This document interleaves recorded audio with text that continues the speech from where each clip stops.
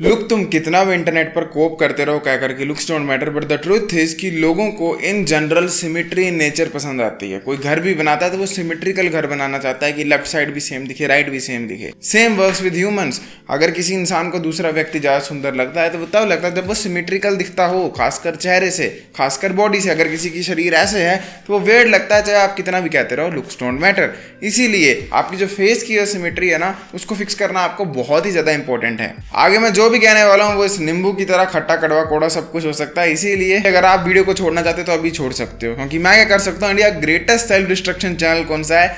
Chat tag. And ये एक जीवन का तथ्य है। वाह! सबसे पहले आपको इस चीज को अंडरस्टैंड करना पड़ेगा कि यस, फेशियल असिमेट्री को फिक्स काफी हद तक किया जा सकता है। हाँ, बिल्कुल 100% फिक्स नहीं किया जा सकता। फेस अगर बिल्कुल ही खराब दिखता है वो फिक्स नहीं किया जा सकता, पर अगर माइनर सी असिमेट्री है आप उसको फिक्स कर सकते हो। क्योंकि जो बोन्स हमारे फेस के स्ट्रक्चर को बनाती हैं वो आपस में फ्यूज नहीं होती हैं, मतलब उनकी ग्रोथ खत्म नहीं होती है जब तक हम एक्सट्रीमली बूढ़े नहीं हो जाते। That would be around 55-60 years. जब तक आप 60 साल के नहीं हो, आपके फेस की बोन्स जो है वो जुड़ी नहीं है, मतलब अभी भी उनमें ग्रोथ बाकी है। इसका मतलब ये है कि आप 60 साल की उम्र तक थोड़ी थोड़ी अपनी फेस में ग्रोथ पाते रहते हो। इसीलिए आप अगर देखोगे तो 20 साल की उम्र में और 40 साल की उम्र में एक लड़का जो है उसका फेस ज्यादा मैस्कुलिन हो जाता है, क्योंकि उसके फेस की बोन्स अभी भी ग्रो हो रही होती हैं। अगर हम इसी मूवमेंट का फायदा उठाएं और इसी ग्रोथ का फायदा उठाएं और अपने हिसाब से ढालें इसे, तो हम अपने फेस की असिमेट्री को फिक्स भी कर सकते हैं। हमारे फेस में जो असिमेट्री है वो स्मोकिंग करने की वजह से आ सकती है, माउथ से ब्रीदिंग करने की वजह से आ सकती है, रॉन्ग टंग का जो पोस्चर है उससे आ सकती है, हमारे लिप्स की सील कैसे है, वो बंद किस तरह होते हैं उससे आ सकती है, हम सोते वक्त क्या हाइजीन को फॉलो कर रहे हैं उससे आ सकती है, हमारे टीथ में कोई डेंटल प्रॉब्लम तो नहीं है उससे भी हमें फेस सिमेट्री आ सकती है। तो आपको सबसे पहले ये समझना पड़ेगा कि आपकी कौन सी फेस सिमेट्री आपकी बैड हैबिट से आई और कौन सी फेस सिमेट्री पैदा होते ही थी।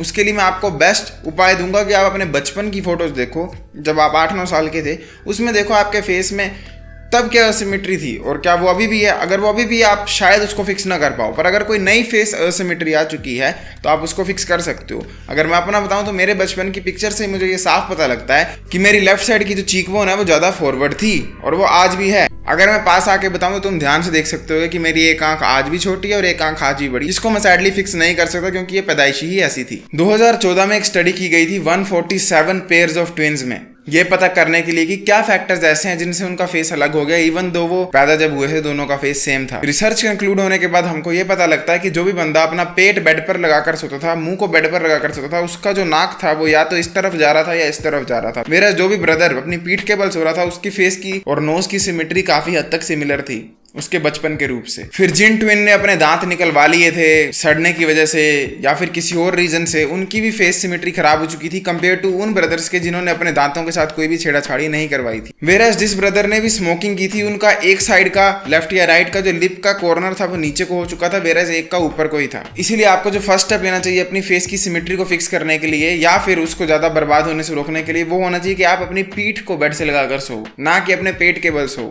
जो कि बहुत ज्यादा हार्ड होगा क्योंकि नींद में पता नहीं लगता, पर आपको ओवर टाइम हैबिट डालनी पड़ेगी किसी भी तरह से। क्योंकि ट्रस्ट मी, ये रिसर्च प्रूव करती है कि अगर आप पेट के बल सो रहे हो तो आपका फेस फीचर खराब होगा ही होगा और असिमेट्रिकल होगा ही होगा। अगर आपको ये स्टडी खुद पढ़नी है तो मैं डिस्क्रिप्शन में डाल दूंगा, you can check it out. देखो, हड्डियां तो मूव होनी ही होनी है क्योंकि हड्डियों पर कांस्टेंट ग्रेविटी का इफेक्ट आता है। इसीलिए जब बंदा बूढ़ा होता है तो उसका फेस नीचे को आ जाता है, क्योंकि ग्रेविटी इतने सालों से जब भी वो खड़ा है उसकी बोन्स को नीचे को खींच रही होती हैं। पर एक ऐसी चीज भी है जो कि बोन को हिला सकती है बिना ग्रेविटी के, उसको हम कहते हैं मसल। इसीलिए अगर आपके फेस की जो मस्कुलर डेवलपमेंट है, जिस तरह आपके बाइसेप और चेस्ट अच्छी होती है, उसी तरह अगर आपके फेस के माइक्रो मसल्स अच्छे डेवलप्ड हैं तो आपकी फेशियल सिमेट्री प्रोटेक्ट हो सकती है और इंप्रूव भी हो सकती है। केवमैन टाइम पीरियड में ह्यूमन जो थे वो कच्चा मीट खाया करते थे या फिर अनकुक्ड हार्ड फूड खाया करते थे, तो आज we have proofs of their skull कि वो काफी ज्यादा सिमेट्रिकल थे, स्ट्रॉन्ग थे एंड उनमें टीथ वगैरह की शेप भी बिल्कुल परफेक्ट थी। इवन आज भी अगर आप ट्राइबल एरियाज में जाओगे तो यू विल सी कि उन लोगों के जो दांत की शेप है और आइज की शेप है वो बिल्कुल सिमेट्रिकल है, फेस ही परफेक्टली फॉरवर्ड को ग्रो हुआ है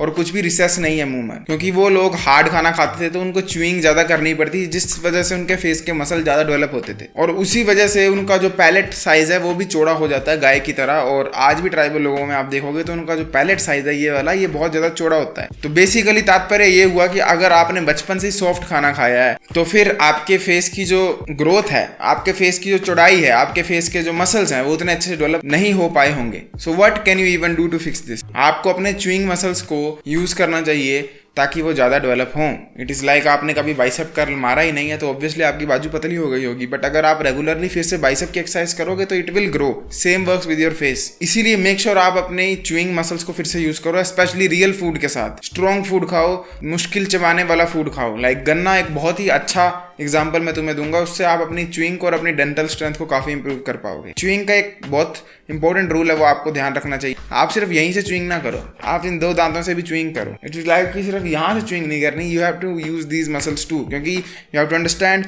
ह्यूमन का जो डेंटल स्ट्रक्चर है वो इस तरह बना है कि हम सबसे पहले रिप अपार्ट करने को बने हैं। लाइक फॉर एग्जांपल अगर ये मीट है, वी आर मेड कि हम सबसे पहले उसमें अपने दांत लगाएं, ऐसे फिर खींचें, उसके बाद यहाँ लेके जाएं, फिर च्यूई करें। तो बेसिकली हमें दोनों तरफ से फोर्स लगानी होती है, फ्रंट टीथ से भी एंड बैक वाले टीथ से भी। इसीलिए यहाँ पर हमें इंसीजर्स दिए होते हैं, क्योंकि ये उसी लिए बने हैं कि आप खोद पाओ जो भी खाना खाने वाले हो उसके अंदर। एक हमारे फेस में बहुत ही बड़ा मसल है जिसको आम बंदा मसल कंसिडर ही नहीं करता है, वो है हमारी टंग। हमारी टंग जो है वो एक्सट्रीमली इंपॉर्टेंट रोल प्ले करती है हमारी फेस की ग्रोथ में और फेस की सिमेट्री में। सिर्फ आपकी टंग मुंह के अंदर किस जगह पे रहती है, नीचे रहती है, ऊपर रहती है, दांत से चिपकी रहती है, नीचे वाले दांत से चिपकी रहती है, या किसी वेट सी पोजीशन में रहती है, उसी से आपका पूरा का पूरा फेस का स्ट्रक्चर चेंज हो सकता है या खराब हो सकता है या इंप्रूव भी हो सकता है। अब तुम पूछोगे कि एक टंग से इतना कुछ कैसे हो जाता है, हेल्थ भी हेल्दी कैसे हो जाती है? इसका आंसर देने के लिए सबसे पहले देखते हैं कि जब आप बीमार हो जाते हो, आपको एलर्जी हो जाती है, तो आपकी टंग मसल वर्क करना बंद करती तो होता क्या है। जैसे आपको एलर्जी होती है, नाक बंद होता है, तो हम मुंह से सांस लेना लगते हैं, और आप मुंह से सांस लेकर देखो और देखो आपकी टंग कहाँ जा रही है। क्या आप मुंह से सांस लेकर म्यूइंग कर सकते हो? मैं आपको चैलेंज देता हूँ, करोड़ रुपए का, आप नहीं कर पाओगे। मैं भी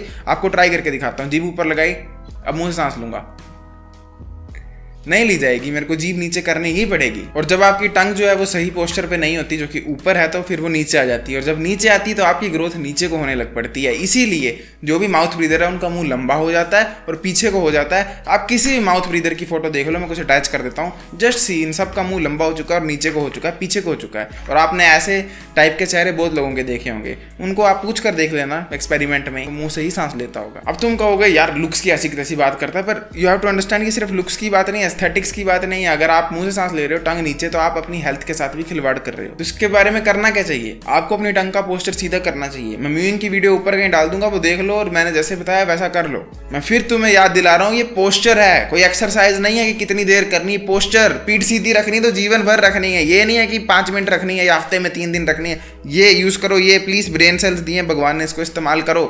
स्टूपिड क्वेश्चंस मत पूछा करो, मैं कितनी देर म्यूइंग करूं, कब म्यूइंग करूं, कितने मंथ म्यूइंग करूं। व्हाट? पोस्चर को तुम क्या 1 दिन करोगे, 2 दिन? वो तो लाइफ टाइम के लिए सही करना पड़ता है ना। इसीलिए फिक्स योर टंग पोस्चर और मुंह से सांस लेना बंद करो। और इसी के साथ आपको फोकस करना अपने स्वैलो पैटर्न पे, कि आप जब पानी पीते हो या कोई भी चीज खाकर निगलते हो तो वो किस तरह से निगलते हो। एक एक्सपेरिमेंट है, अपनी जीभ को ऊपर लगाओ, सबसे पीछे वाला हिस्सा। अब अपने दांतों को बिना आपस में टच किए इमेजिन करो आप कुछ निगल रहे हो। लग रहा है पता कितना हार्ड है? मैक्सिमम लोग इस तरह से च्यूइंग नहीं करते, मैक्सिमम क्या 99 नहीं करते हैं, और वो अपने दांतों को जोड़कर और पूरी जीभ का मुंह को इसको जोर लगाकर पीछे को खींचते हैं खाने को, जिससे ये मसल ज़्यादा डेवलप हो जाते हैं और बंदों का मुंह ब्लोटेड हो जाता है। तुम अपने जीवन में कैसे इस चीज़ को अप्लाई कर सकते हो? सबसे पहले तो अपनी म्यूइंग करना शुरू करो, मुंह से सांस लेना बंद करो, नाक सांस लेना शुरू करो। सेकेंड, कॉन्शियसली अपने स्वैलो पैटर्न पर फोकस करो। तुम खाना निगलते कैसे हो? क्या दांत जोड़कर निगलते हो और इसको इस्तेमाल कर या जीभ से खींचते हो? नहीं, तुम ध्यान दो कि तुम बिना दांत को यूज करे, बिना जीभ को यूज करे, जीभ को ऊपर रखे हुए सिर्फ ये मसल को यूज कर खाने को नीचे को खींचो या पानी को नीचे को खींचो। नेक्स्ट आता है रेस्पिरेटरी एलर्जीज। आपको साइनस की प्रॉब्लम तो नहीं है, आपके चेस्ट में ज़्यादा म्यूकस तो नहीं बनता। अगर ये सब चीज़ें हैं तो ये भी आपकी लुक्स को बहुत ज़्यादा डिस्ट्रॉय करती हैं, क्योंकि इससे हमारा एयरवे बंद हो जाता है नाक का या मुंह का, एंड फिर ना चाहते हुए हम म्यूइंग नहीं कर पाते, नाक से सांस नहीं ले पाते, मुंह से सांस लेनी पड़ती है। आज के समय पर माउथ ब्रीथिंग बहुत ही कॉमन प्रॉब्लम हो गई है। मैं अगर अपने कॉलेज में देखूं तो हर 10 में से 3 बंदे मुंह से सांस ले रहे होते हैं, और जो बाकी के 6 बंदे हैं वो टंग को नीचे रखकर नाक से सांस ले रहे होते हैं, जो कि कंप्लीटली रॉन्ग पोस्चर है फेस का। अब तुम बोलोगे कि तुम्हें क्या पता तुम रात को मुंह से सांस लेते हो या नाक से लेते हो। इसका एक बहुत प्यारा टेस्ट होता है, क्योंकि सोचकर देखो, अगर तुम 8 घंटे सो रहे हो, जो कि एक अच्छी अमाउंट ऑफ स्लीप है, और उसमें तुम्हारा मुंह खुल जाता है, तो इमेजिन तुम 8-8 घंटे डेली मुंह से सांस ले रहे हो, जिससे तुम्हारा फेस खराब हो जाएगा। इसको पता करने के 2 तरीके हैं। एक तो है कि आप किसी को अपने साथ सुला दो और उसको बोलो कि तू मेरा मुंह देखना, अगर खुलेगा तो मुझे बता देना, या मैं खराटा मारूंगा तो भी बता देना। या सेकंड, आप अपने मुंह पर टेप लगाओ, और अगर आपको सफोकेशन हुई रात को और नींद खुली, तो उससे आपको पता लग जाएगा कि आप मुंह से सांस लेते हो और आपको सफोकेशन हो रही थी, तो मुंह से सांस लेने की आदत पड़ी है। अगर आपसे नाक सांस नहीं ले जा रही है, बंद रहता है नाक, या एलर्जी रहती है, मैं आपको रेकमेंड करूंगा आप अनुलोम विलोम करो, जिसमें इस तरह से बंद करते हैं, यहाँ से एक सांस लेते हैं, फिर यहाँ से छोड़ते हैं, फिर यहाँ से लेते हैं, फिर यहाँ से छोड़ते हैं। इस चीज़ को आप रात को ही कर लो, सोने से पहले सुबह कर लो। इससे आपका नाक काफ़ी ज़्यादा हेल्दी रहेगा और आपको यहाँ पर एलर्जीज नहीं होंगी। कई केसेस में लोगों ने इससे अपनी डेविएटेड सेप्टम तक को ठीक कर लिया है। मेक श्योर करो कि आपके खाने में ज़्यादा फाइबर हो, जिससे आपको इंडाइजेशन ना हो और एसिड रिफ्लक्स ना बने, क्योंकि उससे भी आपकी जो एयरवेज है ना उनमें प्रॉब्लम्स आती हैं और आप सांस नहीं ले पाते हो। और एसिड रिफ्लेक्स को फिक्स करने के लिए आप मेक श्योर कर सकते हो कि आप सोने से कम 3 घंटे पहले खाना ना खाओ। एक चीज़ को ध्यान में रखना कि ये एक लॉन्ग प्रोसीजर होने वाला है। आपका फेस जितना फॉरवर्ड को होगा आपको उतनी ही आसानी होगी, और जितना पीछे को होगा या मुंह से सांस लेते थे नीचे को हो चुका है आपको उतनी मुश्किल होगी। सो डोंट थिंक कि आपको एक ही बारी में इस चीज़ को फिक्स कर लेना है। Take it a step by step and let us be honest, आपके पास सिर्फ एक क्षण तो है, एक स्टेप ही तो है प्रेजेंट में। आप अगर उसमें कंट्रोल कर लेते हो, अपनी मुंह से सांस लेना, नाक से ले लेते हो सांस, दैट मीन्स कि आप उसी को कंटिन्यू कर सकते हो पूरे जीवन भर के लिए। कंसिस्टेंसी को बिल्ड करना है, इंटेंसिटी को आपने बिल्ड नहीं करना है। टंग के बाद एक और बड़ा मसला जो कि आपकी फेस की सिमेट्री को फिक्स कर सकता है वो आपकी नेक के बारे में ये नहीं कहूँगा जिम जाके एक्सरसाइज करो, वो तो एस्थेटिक इंप्रूव कर देगा, पर अगर पोस्चर को फिक्स करना है, सिमेट्री को फिक्स करना है, उसके लिए आपको चिन टकिंग का सहारा लेना पड़ेगा। मैं चिन टकिंग की पिक्चर अप्लाई कर देता हूँ। आप ये चीज़ को कम से कम दिन में 5-6 बार कर लेना, जब भी टाइम मिले, एक बारी 2 बारी, एंड ओवर टाइम आपके नेक के ऐसे ऐसे मसल्स ट्रेन होंगे जो ये कभी हुए ही नहीं थे। So here are the 4 final things जो कि आपको ये वीडियो देखने के बाद सीधा शुरू कर देनी चाहिए to improve your facial symmetry. Number 1, आपको अपने टंग के पोस्चर को फिक्स करना है। आप म्यूइंग गाइड या तो मेरी देख लो या किसी और की देख लो। सेकंड, आपको च्यूइंग एक्सरसाइजेस करनी है। मेक श्योर करो यहाँ से भी करो, यहाँ से भी।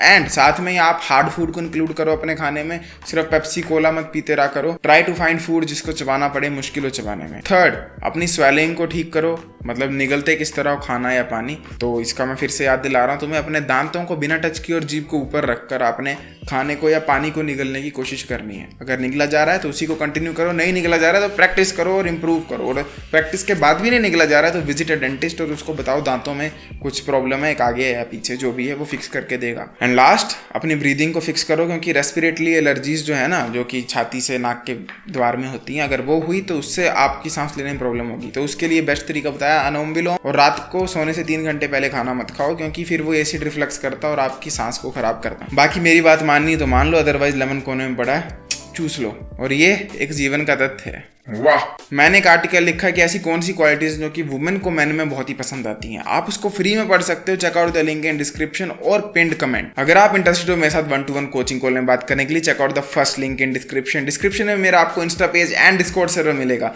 दोनों को ज्वाइन और फॉलो बटन दबा दो। I will be seeing you next time. Till then as usual, to seed everyone, जागते रहो।